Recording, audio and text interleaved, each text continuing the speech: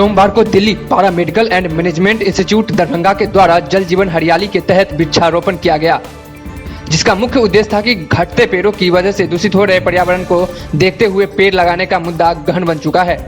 इस अवसर पर डीपीएमआई के शाखा प्रबंधक डॉक्टर इंतेखाबुल हक ने कहा कि वर्तमान की स्थिति को देखते हुए प्रकृति को बचाने के लिए पेड़ लगाना बहुत ही महत्वपूर्ण है। पेड़ लगाने के साथ साथ उनका संरक्षण करना भी जरूरी है और यह सभी का कर्तव्य है। प्रधानाचार्य डॉक्टर कायनात आफ्ताब ने बताया कि कुछ समय पहले पेड़ पौधे अपने आप ही उगते थे, लेकिन जनसंख्या बढ़ने की वजह से पेड़ों का विकास नहीं हो पा रहा है। लोग अपनी जरूरतों को पूरा करने के लिए लगातार पेड़ों की कटाई कर रहे हैं। ऐसी स्थिति में प्रत्येक मनुष्य को पेड़ लगाकर वातावरण को बचाना चाहिए। इस मौके पर डीपीएमआई के एडमिनिस्ट्रेशन पूजा, इफ्तेखार, तनवीर, विशाल, सादिया खातून, मनीष, विशाल कुमार, शहनवाज आलम एवं अन्य लोग शामिल हुए। सर, आज डीपीएमआई में आप लोगों ने जो वृक्षारोपण किया है उसका क्या उद्देश्य है सर?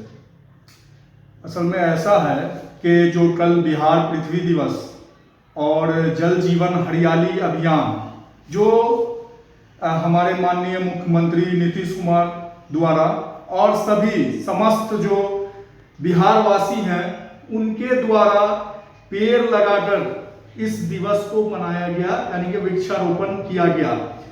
क्योंकि पृथ्वी जो है मूल रूप से पृथ्वी पे ही जीवन है और इस जीवन की कल्पना हम बिना पेड़ के नहीं कर सकते हैं। और पेड़ का जो महत्व है वो हम सभी जानते हैं। चाहे पेड़ हमारे लिए जीवन है, जो ऑक्सीजन पेड़ से हमें मिलता है, और जो भी हम खाते हैं, चाहे मांस भी खाते हैं या शाकाहारी हैं, मांसाहारी हैं या सर्वाहारी हैं, तो सबका जो केंद्र बिंदु है डायरेक्टली और इनडायरेक्टली जो फूड हमको मिलता है वो पेड़ से मिलता है। तो और दूसरी चीज है कि जो भी दुनिया में आविष्कार हुआ या दुनिया में जो भी सभ्यता संस्कृति, उसमें पेड़ का बहुत महत्व रहा।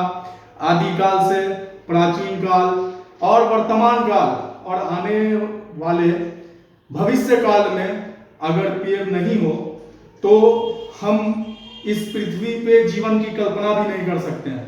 तो फिर पृथ्वी का क्या अर्थ होगा अगर यहाँ पे जीवन नहीं होगा, मनुष्य नहीं होंगे। तो इसी के लिए हम लोग ने, सरकार और समस्त हमारे जो बिहार के लोग हैं और हम कह सकते हैं दुनिया के लोग हैं जो वृक्षारोपण कर रहे हैं, तो उन्हीं का अनुसरण करते हुए हमने अपने छात्रों से, समाज से ये अपील किया कि वृक्षारोपण कीजिए, क्योंकि जल, हरियाली सब वृक्ष से रिलेटेड है, पौधे से रिलेटेड है।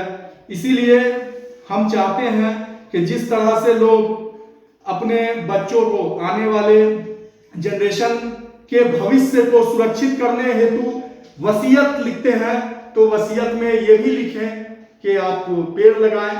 और चूंकि हम अपनी बात यहीं पे खत्म करेंगे ये सिर्फ बोलते हुए कि प्रकृति से हमको जो भी मिलता है वो हमको फ्री मिलता है, उसका महत्व समझ में नहीं आता है। अगर हमारी जिंदगी एवरेज 60 साल की है तो उस 60 साल के अवधि में बहुत कम समय में कभी ऐसा होता है हम बीमार पड़ते हैं तो ऑक्सीजन सिलेंडर हमको लगता है।